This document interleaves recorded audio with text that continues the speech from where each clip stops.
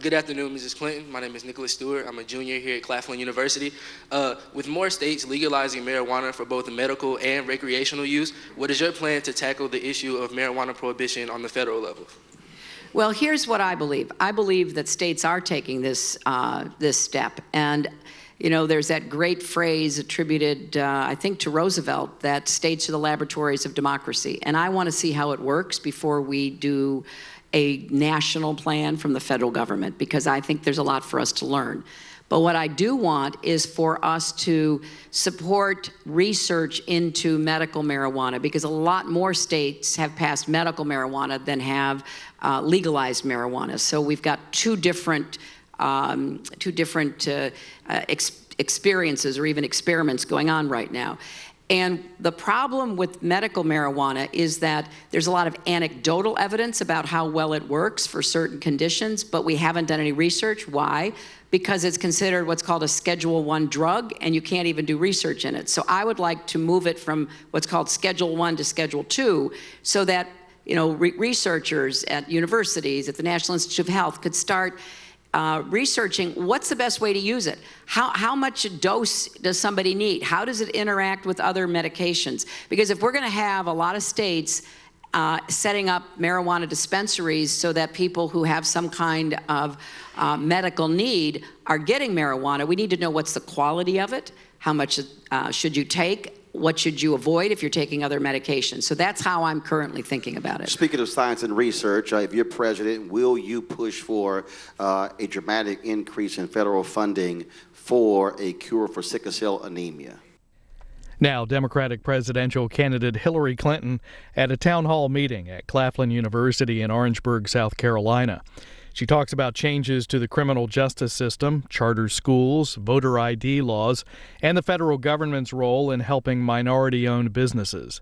This is just over an hour.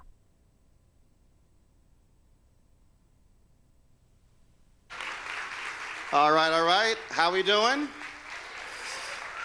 All right.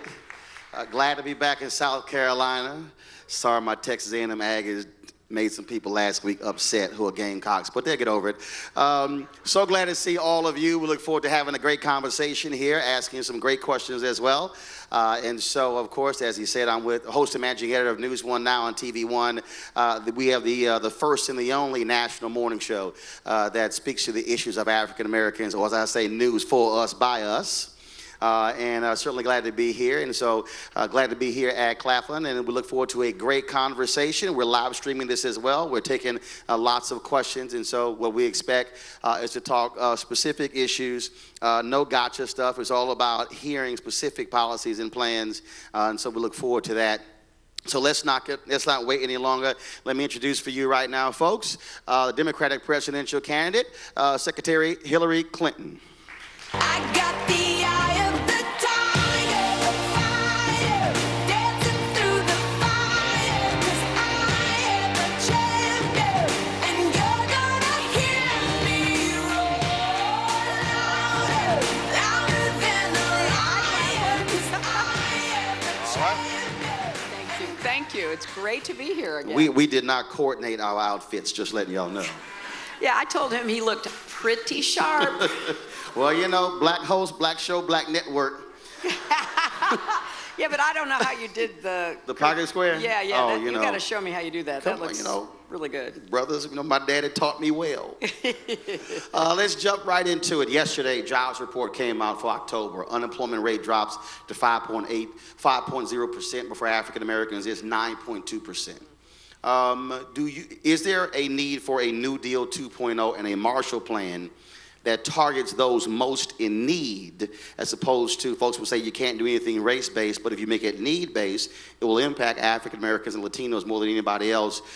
What is your jobs plan specifically for those who don't have the opportunities as others? Well, first of all, I am really relieved and pleased that overall we're making progress. And I have gone across this country making the point that when President Obama came into office, he inherited the worst financial crisis since the Great Depression. And he doesn't get the credit he deserves for digging us out of that big hole that he was handed when he came in. So It's been a long, slow effort, which thanks to him and his leadership and many, many millions of Americans, we are exactly where Roland said we are, down to 5% unemployment. Jobs are coming back, but incomes are not rising. And so we have two big problems. One, we got to get incomes for everybody to go back up. And number two, we got to get more good jobs, and we do need, in my opinion, a targeted effort at people and communities that have not had the benefits of the recovery thus far, and we need to go even further. So very quickly, we need, once and for all, to have a very big infrastructure program on our roads, our bridges, tunnels, airports, rail systems, where we can put millions of people to work. Number two, we need to combat climate change by becoming the clean energy superpower of the 21st century. That means putting up wind turbines and installing solar panels and doing energy efficiency work and all the work that will enable us not only to have the economy grow, but move away from fossil fuels. Number three, we need to start investing in small business, and my particular hope is that I can be the small business president, and I want to focus on women and minority-owned small businesses in our country again. So all of those things, I think, will make a difference. I'm going to come back to the small business question, but I want to deal with what you said about infrastructure. When you talked about creating those jobs, but historically, those labor unions have frozen us out. African Americans have not been able to get those construction jobs. They have not been able to be with those engineers. And so what will you say to those trade unions? Stop freezing out black folks and other minorities from those opportunities. Well, I think we have two problems that unfortunately have the same result. Where people are frozen out, or equally importantly, not sought out, I want to make sure every training program is reflective of our population. I want to provide an apprenticeship credit to companies, to unions, to others, to train young people particularly, but not just young anymore, Roland. We've got a lot of folks who've lost their jobs who are early middle age, and even older, and they need to be given some special attention. But we also have a problem, labor unions are not the problem in much of the South, because they're all right-to-work states. And so we've got to make sure that anywhere we do infrastructure, if the federal government has any money into it, there must be a program for recruiting and hiring, and where necessary, training people from less advantaged communities. And that's going to be my We goal. talked about the issue of small businesses, and the Wall Street Journal had a report March 14th, 2014, where $23.09 billion in small business loans handed out in 2013. African Americans got 1.7%, or $382 million. But in the last year of President Bush, 2008, it was 8.2% for African Americans. Housing crisis has a lot to do with that.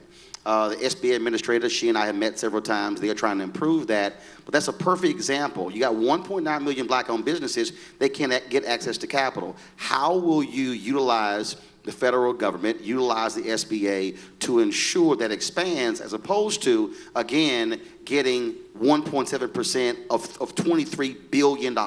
Yeah, you're right. I mean, when I was a senator from New York, this was one of the big issues that I had, because the federal government has a lot of contracts. But sometimes it's difficult for small businesses to know how to apply for those contracts. The procurement rules are really difficult. So I used to run procurement outreach programs and a big conference where we sought out small businesses, and again, with a special emphasis on minority and women-owned businesses.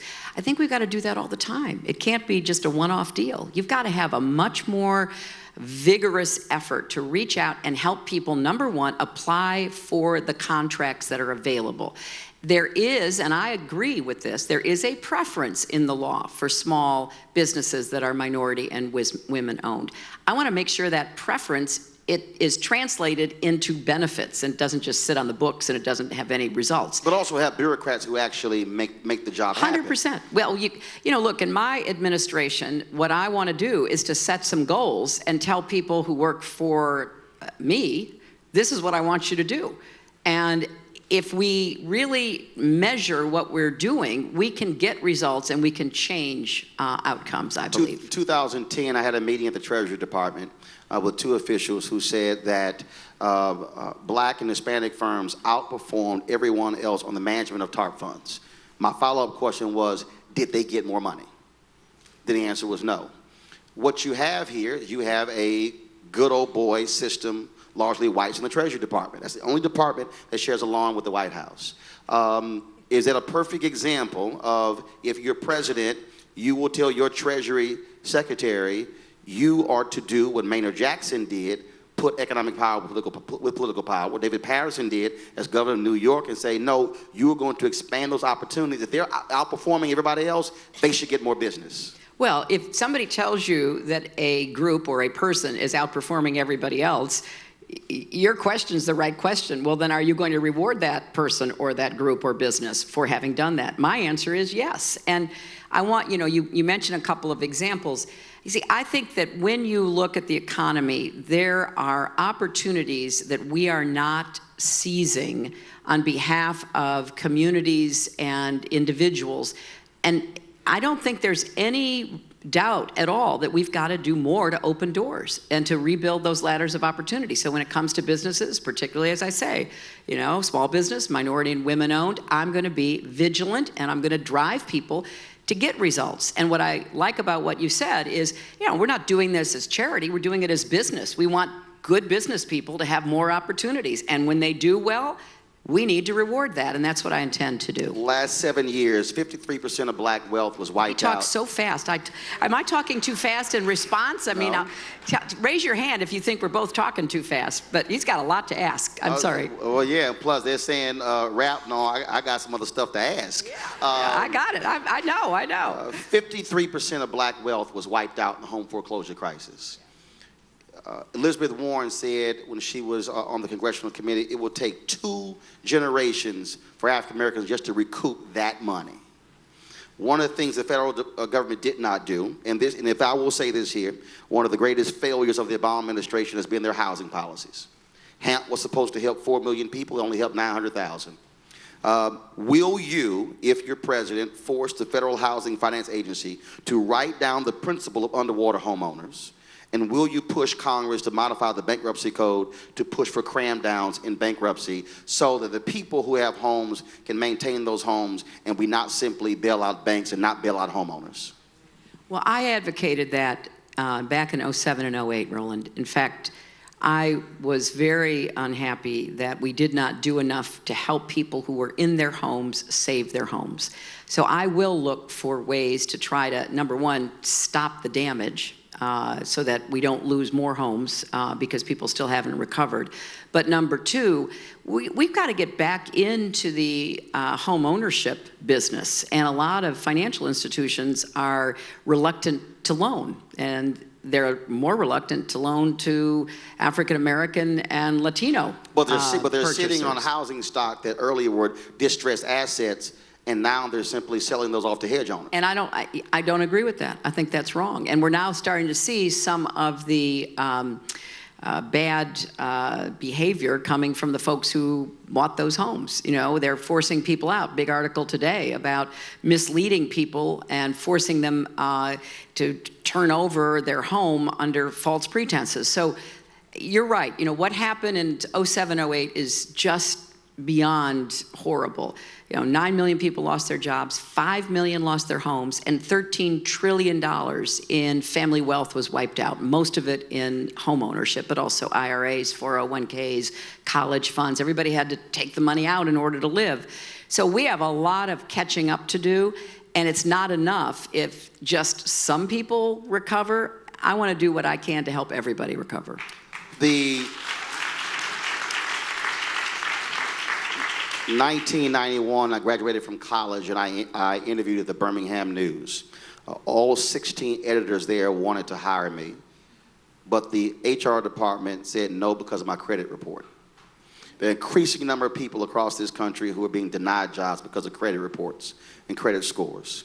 Do you support Congresswoman Maxine Waters' bill that deals with the issue of repairing the Fair Credit Act and in most cases, wiping out requirements to have folks go through credit checks when they're applying for jobs, federal contractors as well as federal agencies. You know, that I generally agree with that. I don't know the specific of Maxine's legislation, but I will obviously look at it immediately. But I want to make two general points. One, sometimes credit reports are wrong. Let's deal with that problem because... And her act deals with that. Yes, and that is a serious problem for a lot of people. Secondly, look, I think a lot of credit problems, particularly for young people, have to do with student debt, have to do with credit cards that they had to use in order to stay in college, in order to be able to get their education.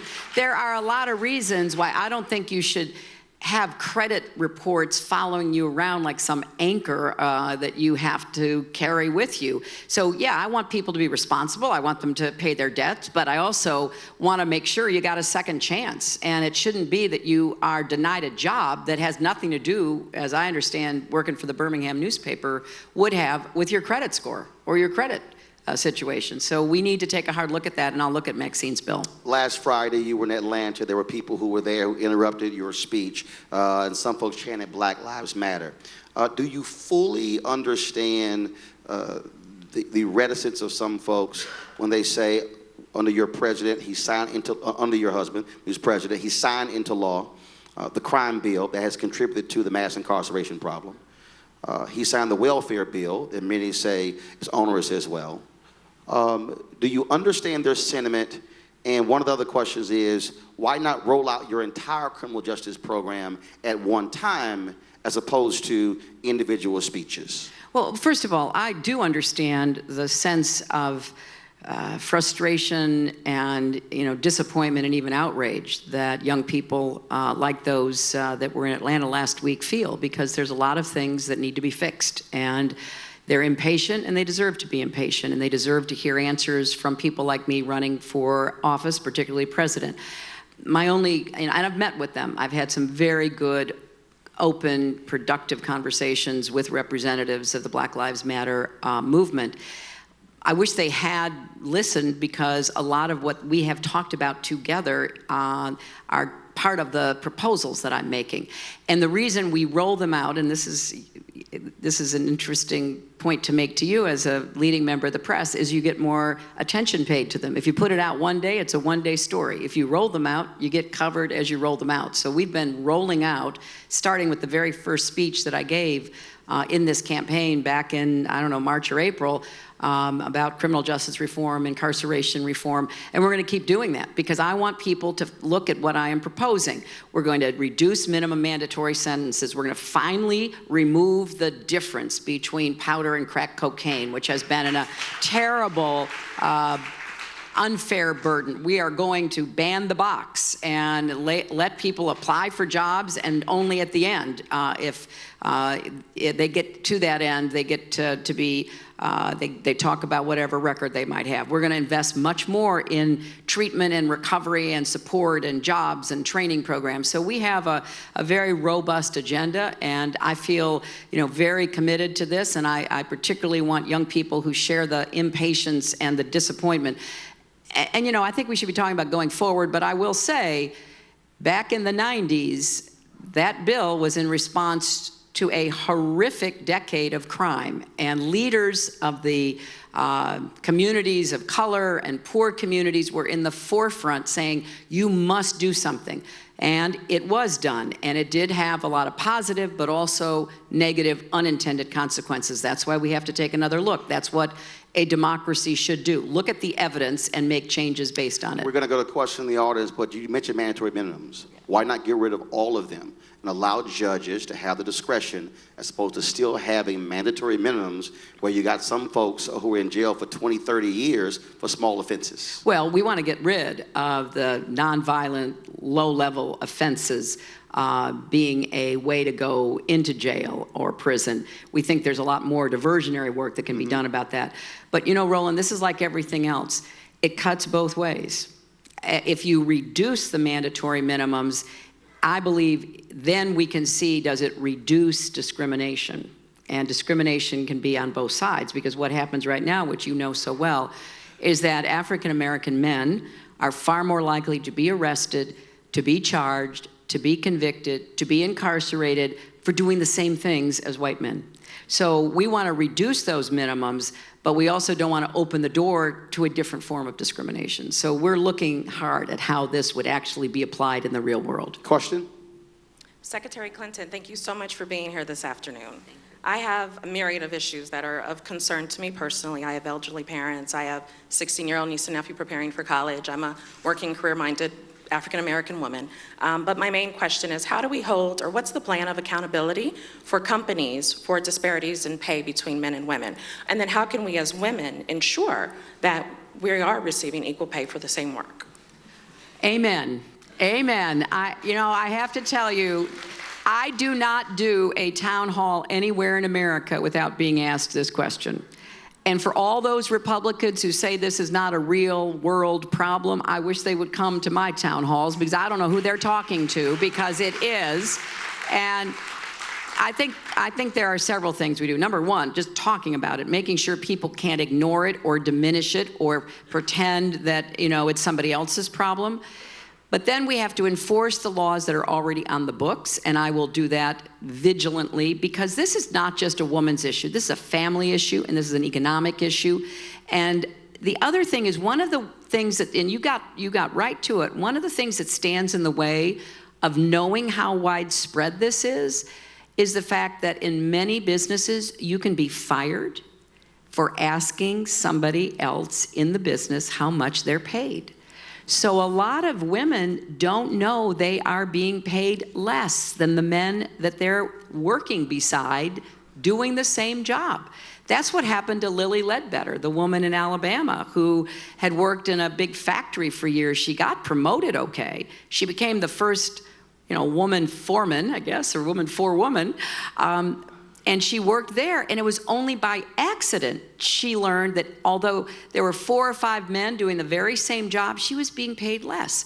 So I want to remove any doubt that transparency is acceptable, and if there needs to be changes in the rules or the laws about businesses, so that they cannot retaliate, so that you can find out how much you're being paid, so you can compare your pay to other workers in the same situation. I'll tell you just a real quick story. A young man came up to me in New Hampshire. He said to me, "I want to tell you why I'm for you." And he was like in his mid to late 20s. He said his first real job was working as a cashier in the same store that his mother worked in, part of a chain. And he was 17, and he was so proud because this was like the first job, and he got it because his mother introduced him to somebody. It was, great. So he comes home with his first paycheck. His mother looks at it, and her face falls, and she tells him, "You're making $1 more an hour than I am, and I've been there 4 years." So he went to find out, and the manager said, "Well, yeah, you're a young man. We think you've got a lot of potential to go up in the business." And, "Well, what about my mother?"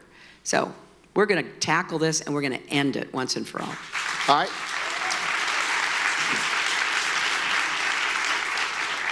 I have another question here. Go ahead.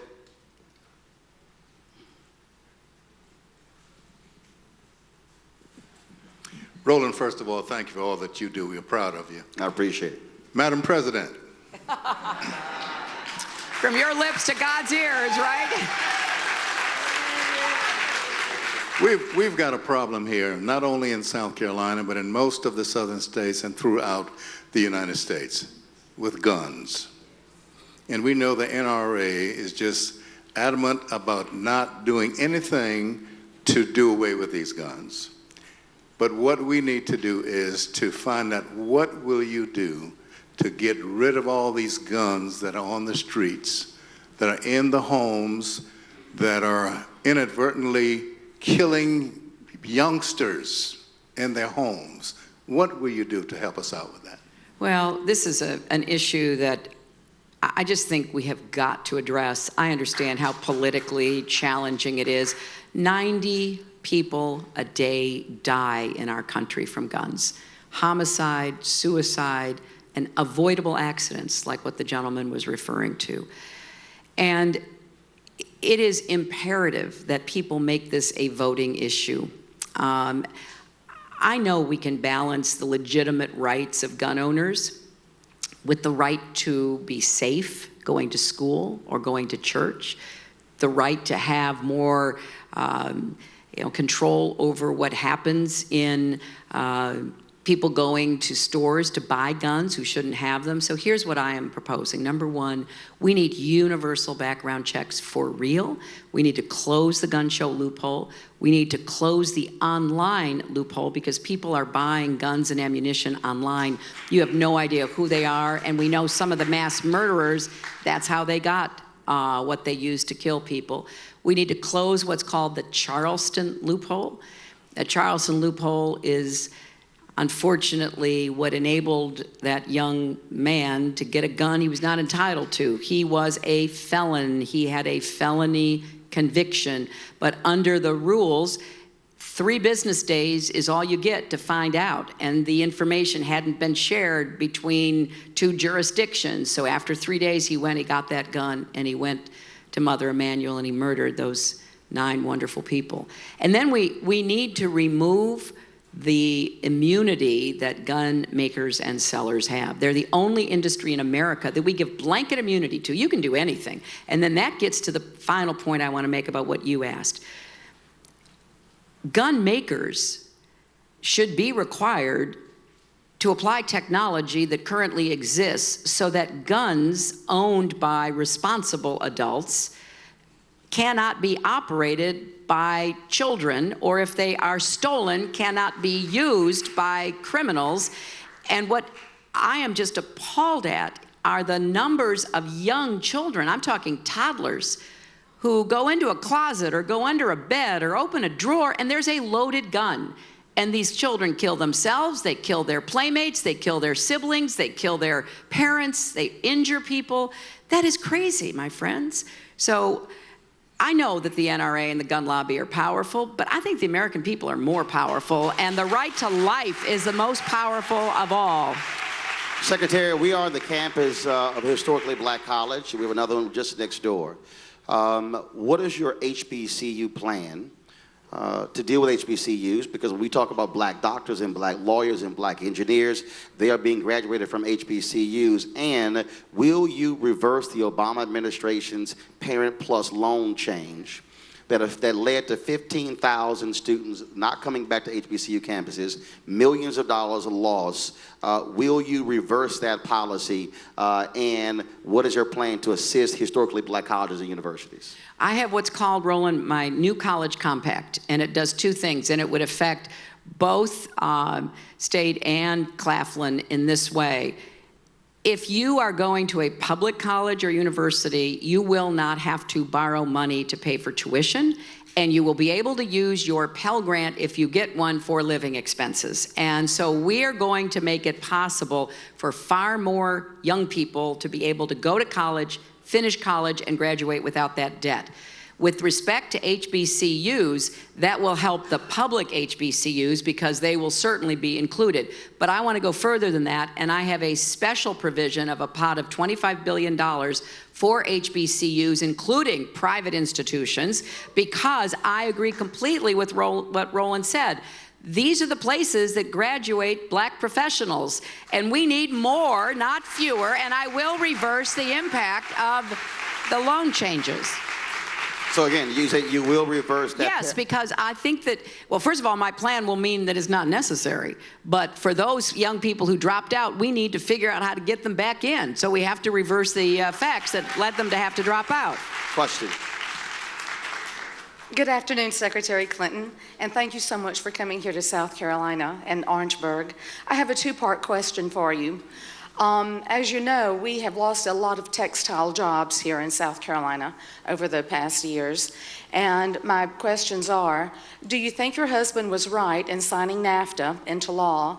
And the second part of my question is, what will your administration do to bring back industrial-based jobs to South Carolina? Well, you know, I know how controversial trade has been in South Carolina, and South Carolina is a classic case of winners and losers because of trade.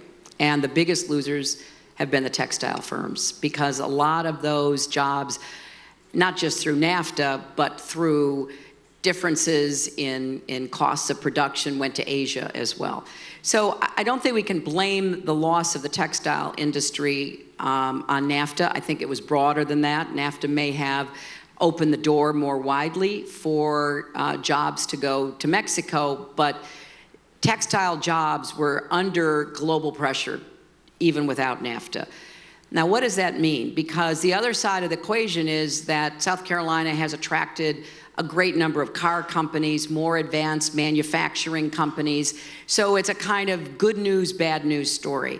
What I want to do is to make it possible for us to recruit both internally within the United States and externally from abroad more jobs, and I'm not sure, I'll be honest with you, I'm not sure we can get textile jobs back unless they are more sophisticated, requiring higher levels of expertise in the dyeing and the printing and whatever else is required. But I do think we can get more advanced manufacturing jobs back if we provide more tax credit and more tax support. If we do what I said at the very beginning, we have more apprenticeship programs, so we're training our workforce right here at home. The community college system is one of our biggest advantages in any measurement of how we can be successful. And I've been to a good community college outside of Charleston, which is doing these apprenticeship programs in advanced manufacturing. But let me just say, we're not going to get those jobs back unless we have skilled workers to be able to do them. And that's where education comes in, because we have still too many people who don't have the skills that are required to do the advanced manufacturing. So I want a nationwide effort, but to focus on poorer states with larger poor populations like South Carolina, to do more in a kind of, as you were saying, a new deal or a new training program, so that we actually take seriously the idea we can get and keep these jobs. And it's one of the reasons why I came out against the Trans-Pacific Partnership bill, because we have to trade. Look, we are 5% of the world's population. We have to build things and sell things to the other 95%.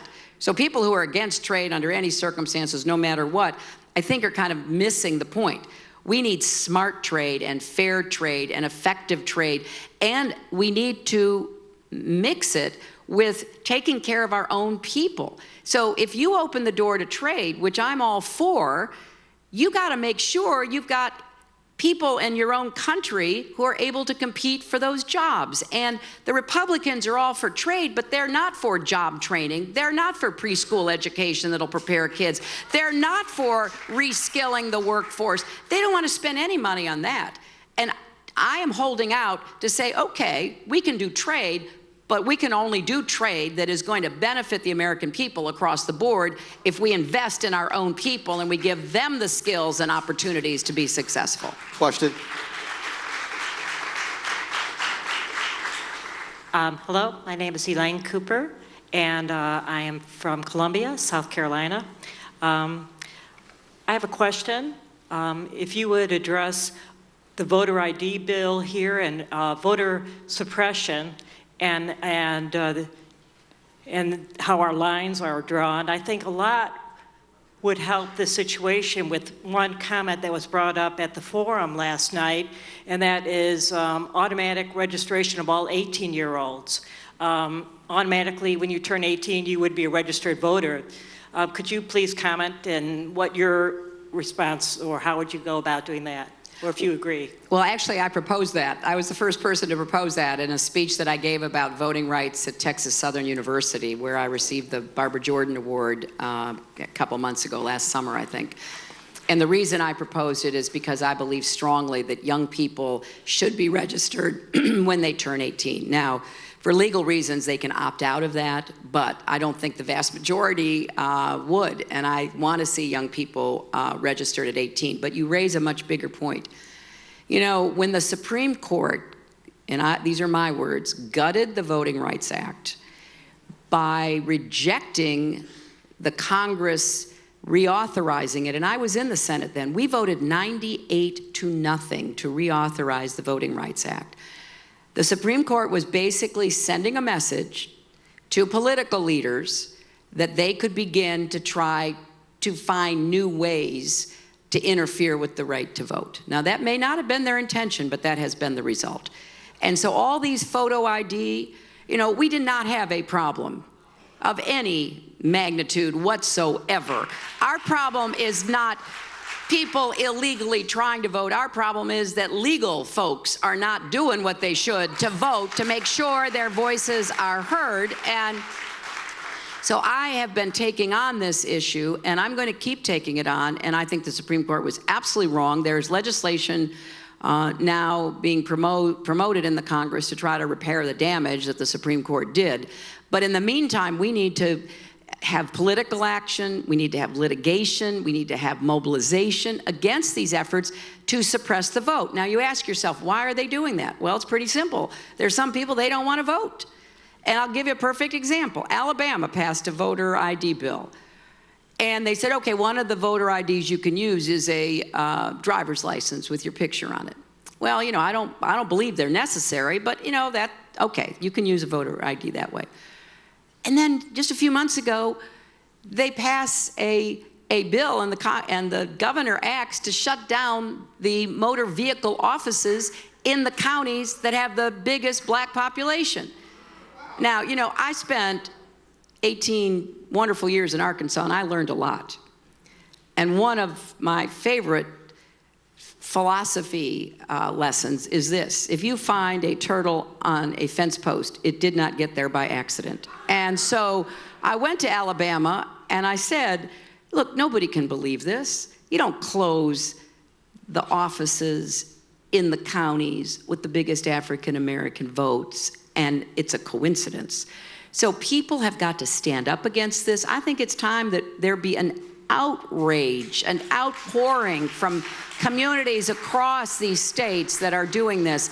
And it's going to be one of my highest priorities. And I'm going to do everything I can to help get people registered, to make sure people understand how they meet whatever the requirements are, and that they then turn out to vote, because we need to have a big turnout in the 2016 election. Secretary, at TV1, we conducted a poll of black parents, and we asked them the question about charters and school vouchers. 74% of black parents said they were interested in enrolling their kids in charter schools. 79% favored school vouchers. We are in the state where really Brown versus Board of Education got its start. 61 years, black folks are still waiting for education to get right. Do you support the expansion of charter schools and school vouchers when black parents overwhelmingly say they want the best for their kids and they are not satisfied with what's happening in traditional public schools? Well, I have, for many years now, about 30 years, supported the idea of charter schools, but not as a substitute for the public schools, but as a supplement for the public schools. And what I have worked on through my work with the Children's Defense Fund and my work on education in Arkansas and through my time as First Lady and Senator is to continue to say charter schools can have a purpose, but you know, there are good charter schools and there are bad charter schools, just like there are good public schools and there are bad public schools. So let's get rid of all bad and accept good. But the original idea behind the charter schools, Roland, was to learn what worked and then apply them in the public schools. And here's a couple of problems. Most charter schools, I don't want to say everyone, but most charter schools, they don't take the hardest to teach kids. Or if they do, they don't keep them. And so the public schools are often in a no-win situation because they do, thankfully, take everybody, and then they don't get the resources or the help and support that they need to be able to take care of every child's education. So I want parents to be able to exercise choice within the public school system. Not outside of it, but within it, because I am still a firm believer that the public school system is one of the real pillars of our democracy, and it is a path for opportunity. But I am also fully aware that there are a lot of substandard public schools. But part of the reason for that is that policymakers and local politicians will not fund schools in poor areas that take care of poor children to the level that they need to be. And you could get me going on this because it's not, I mean, the corridor of shame right here in South Carolina, you get on there and you can see schools that are literally falling apart. I've been in some of those schools. I have seen the terrible physical conditions. That is an outrage. It is a rebuke to who we are as Americans to send any child to a school that you wouldn't send your own child to. And so we got a lot of work to do to make sure that public schools serve people, but that doesn't mean we don't also provide options within the system so that parents can find what they think might work best for their kids. So we have a question here. Do we have a question? Hello, my name is Amaya Henry. I'm a senior here at Claflin University. So graduating from the university, our first thought as a senior is we have two avenues. We can either go to grad school or into the workforce. With going into the workforce, it's mostly to pay back loans and stuff that you know we have as students. You're starting the reshuffling campaign where you're trying to lessen the gap between the minimum wage and the top payers. My question is, will you also put a cap on the top, or will the waterfall just keep going upwards with people being paid more? Well, first let me say this about student debt. I want to be able to refinance everybody's student debt so that you will save thousands of dollars and the amount you have to pay back will be manageable for you. Because what's happening now is young people graduate with all this debt and you often have to go into the workforce because you got to pay it back. And I want to put an end date to the debt. I mean, if you have been vigilant and diligent in paying it back, there's got to be an end date. I also want to get more young people the option to go into income contingency repayment programs like I had and my husband had. We had loans, but we got to pay them back as a percentage of income, not as a fixed interest rate. So we're going to get the costs of student debt down. But the other problem is we need to get the pay of people who are in the workforce up. And it's not going up. That was one of the first points I made. We've recovered a lot of jobs, millions and millions of jobs. We're down to 5% unemployment, but pay has not yet been rising. So we've got to do more to get pay to go up. And there are obvious things to do, like raise the minimum wage. And then that usually has an upward impact on wages going up the scale.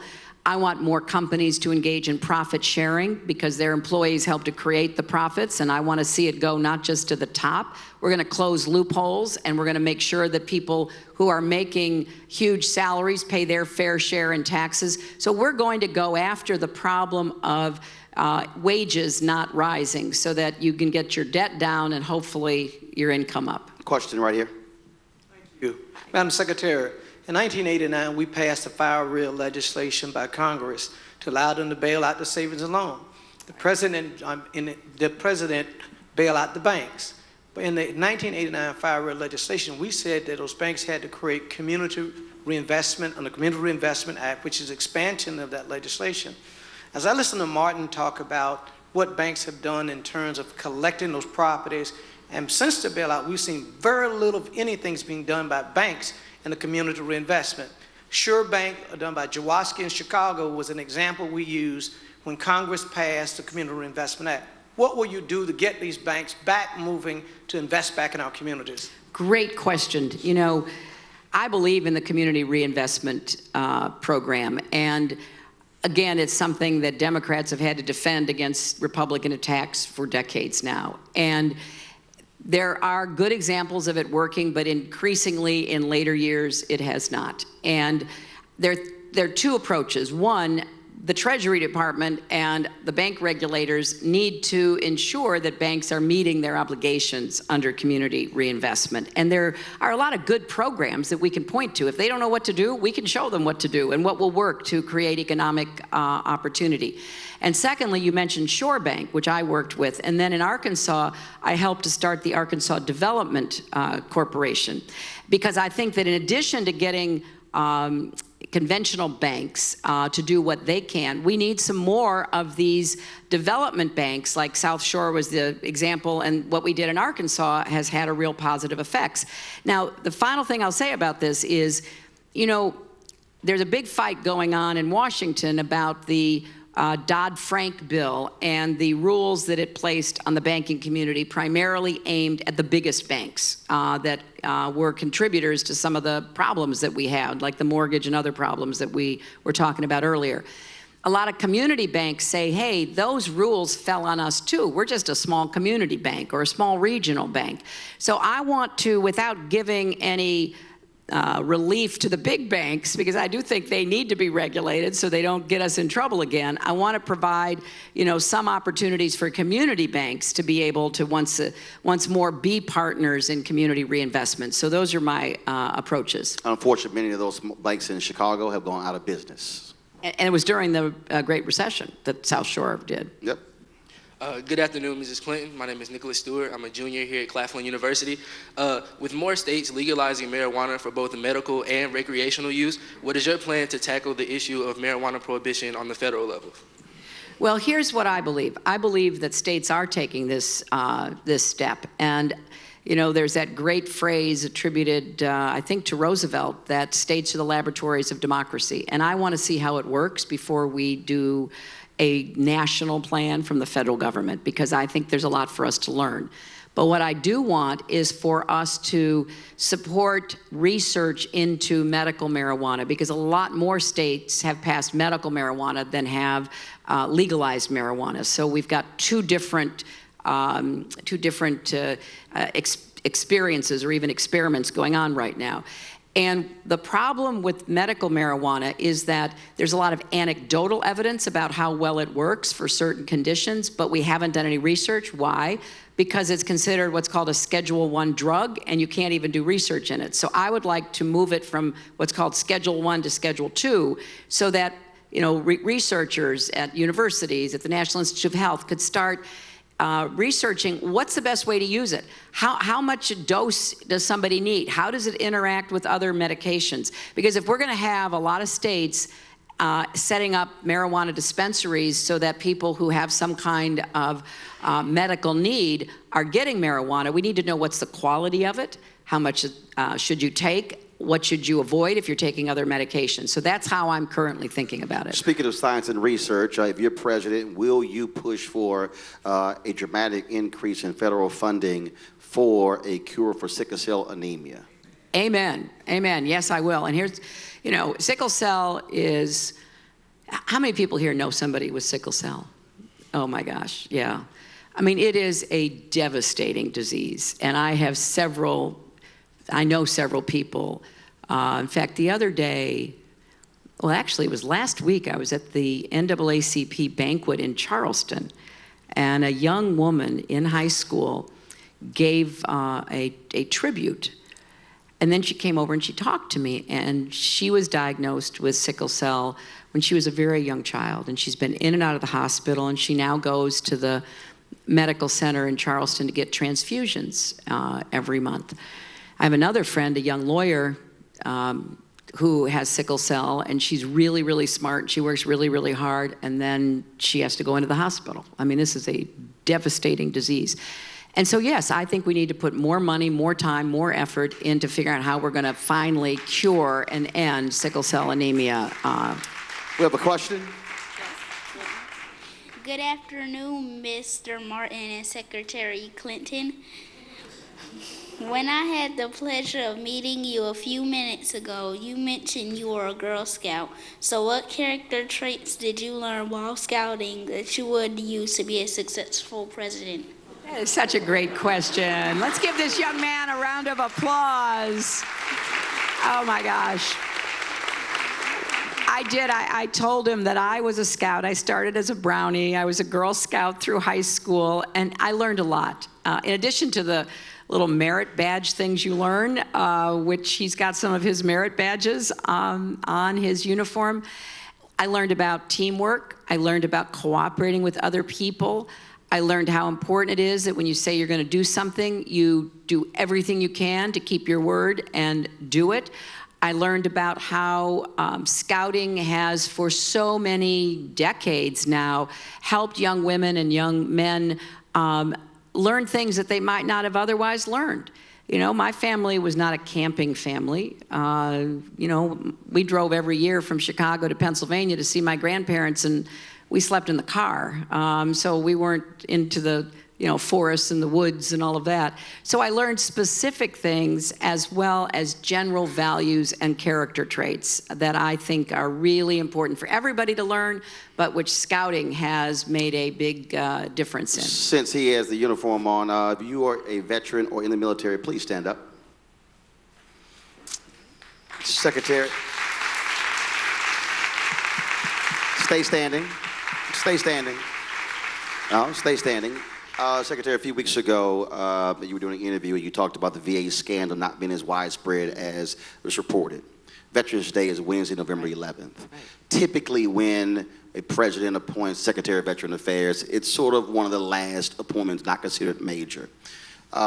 I believe that if we care for our troops, that we will make that just as important as the AG, as the Defense Secretary, as Secretary of State. What is your commitment to ensuring that the Department of Veteran Affairs is the best federal agency, and will you make that a fundamental priority if you're President of the United States? And the answer is yes. And what I said a few weeks ago was that there are certainly systemic problems with the VA, and they need to be fixed, and nobody should tolerate them. It's an outrage if anybody has been either mistreated or left untreated by the VA. But I also believe the VA has done good things. And the Republicans are always trying to privatize everything. Privatize education, privatize Social Security, privatize Medicare, and yes, privatize the VA. So I'm going to fix it, and I will appoint somebody with proven management experience who will weed out those who should not be there in the first place, end programs that are not working, take what is good about the VA and make sure it is available to all of our veterans. That is my goal. I have always said that broke is broke, whether you broke white or broke black. And yet it's interesting when we have a discussion in America about poverty, it's always a black face.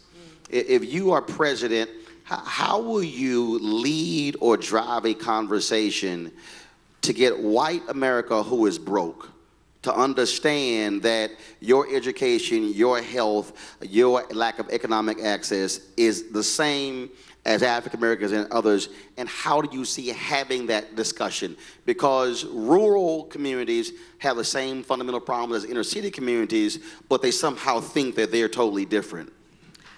That's a fair point, and I don't think CNN or MSNBC gonna ask that question, but go on right ahead. No, but it is a fair point, Roland, because poverty is debilitating no matter where it happens or who it affects, and there is such a lack of understanding in our country about the number of poor white folks, and we just had a study come out that said poor white middle-aged Americans without a high school education are dying at a higher rate than they have ever died before. Addiction, alcoholism, suicide. So poverty is poverty. There's a great idea that Congressman Jim Clyburn has put forward called 10-20-30. Yep.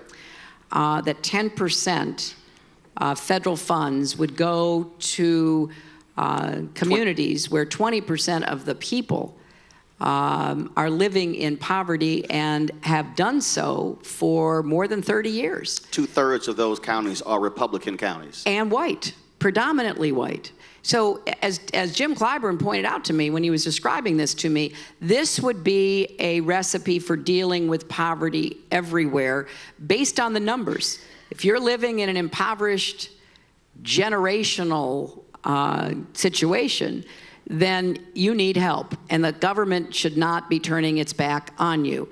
And I'm in favor of empowerment.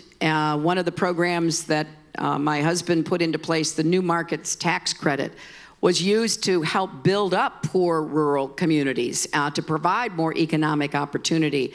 And it's been allowed to lapse by the Republican Congress. There are tools at our disposal. But the point that you make is an especially important one. We need to be talking about this so that the caricatures and the stereotypes that too often flood the media are, once and for all retired. Poor is poor. So would you, as running for president, do what Bobby Kennedy did, and literally go to those communities? What he did going to the Delta gave a whole different view, and literally all the cameras that follow you, bring them with you to those areas and say, America, these are broke white people who are poor, and this is what poverty looks like, not some black single mother in Chicago or Detroit. Well, and he went to Appalachia as well. It was the Delta and Appalachia. Well, let me just point out that, a lot of Republican governors are not expanding Medicaid, including right here in South Carolina. And that is leaving hundreds of thousands of poor people, black and white, just to the mercy of the emergency room. There's no system for them to be able to get the health care they need. And if you compare, and I was in Louisiana not so long ago, and the prior Democratic governor in Arkansas expanded Medicaid, got a special waiver from the federal government to do it a way that he could get it through his legislature. But the fact is, hundreds of thousands of poor Arkansans, white and black, got it. Across the border in Louisiana, their Republican governor running for president wouldn't do it. So hundreds of thousands of people were left out. Now, I don't know how you justify that, especially since the federal government is paying 100% of the cost until in a few years it'll pay 90% of the cost. Because we want people to be well. I mean, you talk about this recent study that I mentioned where you have middle-aged white folks killing themselves, getting addicted to drugs and alcohol, not getting help for mental illness or substance abuse. That's a health problem. And people are oftentimes in rural areas especially not as reachable through health systems. So I think we've got to look at this from the perspective of what do we do to make our country healthier? And the people most in need of that are poor people, wherever they live and whoever they are. So I feel passionately about this. As I said, my first job out of law school was with the Children's Defense Fund, started by Marion Wright Edelman from Bennettsville, South Carolina. And so I've spent time. My first job for the Children's Defense Fund was coming to South Carolina to do an investigation about juveniles in adult jails. Sound familiar? So, I mean, we make progress, but then we kind of fall back. You cannot grow weary doing the work that is necessary to help people have dignity and develop their own potential. And that's what health is about. If you don't have that, you don't have anything else. Last question for me. Black women, stand up. Black women. Secretary Clinton, if you become president of the United States and you got to appoint somebody to the Supreme Court, will you put a black woman on the Supreme Court? Do we have some candidates here? Yeah. Well, I'll certainly consider people who have the energy and the intellect and the experience to be on the Supreme Court, and probably on the younger side because I want them to be there a long time. Well, we got a whole list, so it's good to see. It would be good to see a sister on the Supreme Court. I'm just saying. All right, then. So we have a final. Actually, you have a question over here. You stand up. Go ahead. Shout it out.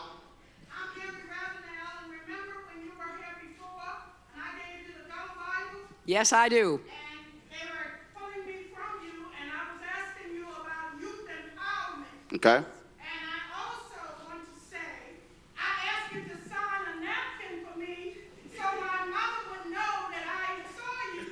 You said no. Just take a picture. You said no, take a picture. But you said, give me your name on this piece of paper, and I'll send you a formal thank you. You kept your word.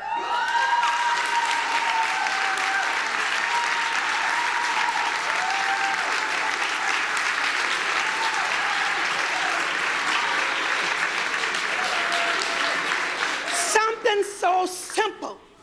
And then Bill came to South Carolina, and I was in the audience, and I said, I'm Mary Ravenel. He said, I want my Gullah Bible. So what? You trying to meet Chelsea next? But What's your question? my question was, we were talking about youth empowerment. And I told you at that time I was working at Felton. So we were talking about youth empowerment. I now see as a part of your platform, youth empowerment. And I also heard you said today, grassroots, small children. What is your plan when elected president that you have for identifying, like other countries, the cream of the crop and channeling those children from children up to be prepared when these job opportunities open up? All right. Mary, that's a really good question. And if you haven't seen one of the Gullah Bibles, I really recommend you do, because it's such an extraordinary part of South Carolina history. And I thank you. And as you could tell, my husband was jealous, which, you know, is okay. Look, I think you've got to start with the families and the parents of little children. And I want to do more through communities, through churches, through other institutions, to help every parent understand that he and she are the child's first teachers. And to do what we know can work to get those children better prepared for school. You know, I think talent is universal, but opportunity is not. And there are a lot of really smart kids who don't get the chances they deserve. That's why we need universal pre-kindergarten, because we need to start with kids who really deserve that extra help, so that when they get to school, they're better prepared to learn. And I do think what you're saying makes sense, and it goes back to the point we were talking about earlier about schools. You know, when I was First Lady of Arkansas, we did a very comprehensive overhaul of our school system, changing the curriculum, putting more demanding requirements in. But we also recognized that it was difficult in a rural state like Arkansas and a rural state like South Carolina to provide all the opportunities for everybody everywhere. So I helped to start the Arkansas School for Math and Science. And it's a boarding school, a public boarding school, so that young kids interested in science and technology, engineering and mathematics can apply to go there if they're in a small district that doesn't have the courses that they're looking for. And I would like to see us do more of that across the country. And there are some states that have done this. Some of them do it for performing arts. I've started with science and technology, but there are other kinds of studies, because when you have as many small towns and rural areas, it's not possible to provide everything in person, which is why we also need to do more through technology and online learning. But if you're in a poor school and you don't have the computers and you don't have the tablets and you don't even have the school wired and you don't get high-speed internet, it's pretty hard, and your kids are going to fall behind. So my highest priority is, let's raise everybody up, and let's provide some special opportunities for kids who want to go further in the areas of their expertise, or they want to learn, okay? Final comment. Or was that it? You know, let me thank you. Let me thank you for doing this, and let me thank News One and everybody who was part of this, and especially to Claflin University for hosting us. I gave the commencement here back in 2007, and I am so honored to be back. And I want, as I've told some of the state elected officials who are here, I want to be a good partner. I want to end by saying this. A president can do a lot and should. And I will work as hard as I know how to find common ground, even with people that I don't agree with politically. Because if we can find common ground on something important, we should go forward together.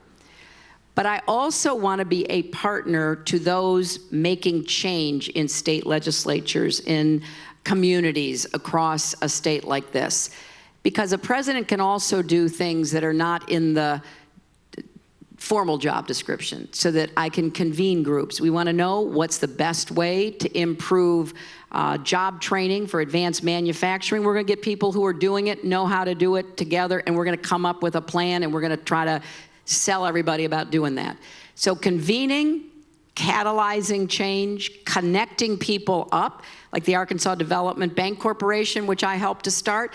Let's find out why it's succeeded and why South Shore didn't, and how we can do more of what works in communities like those here in South Carolina.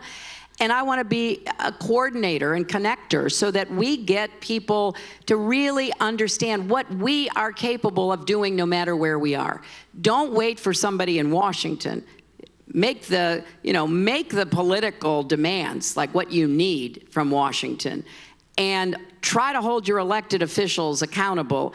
And if we could get voter registration up in South Carolina, your elected officials would look different than they look right now in many parts of the state. And so,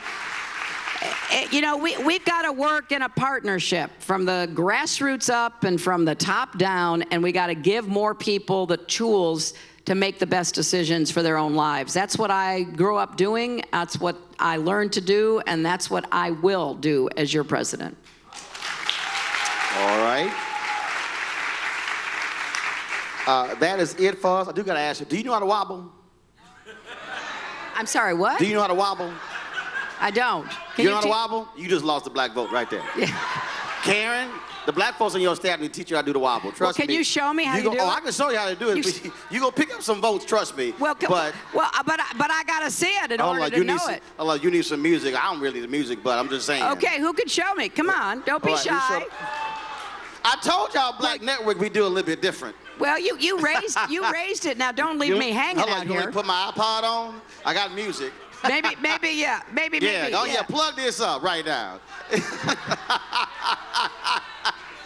Y'all know I'll put it on now. Secretary Clinton, it's a pleasure. Thank you so very much. Claflin thanks you as well. Round of applause, please. Democratic presidential candidate. Thank you, Roland. Secretary Hillary Clinton.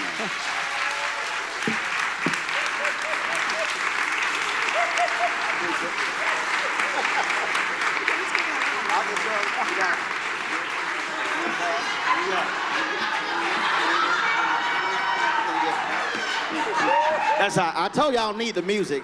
Don't let the ascot fool you. All right, here's the deal. I need everybody to stay in place, please. Secretary, she's coming down and shake hands. I need all of you to stay in place. So thank you so very much. I'm the leading state sponsor of terrorism.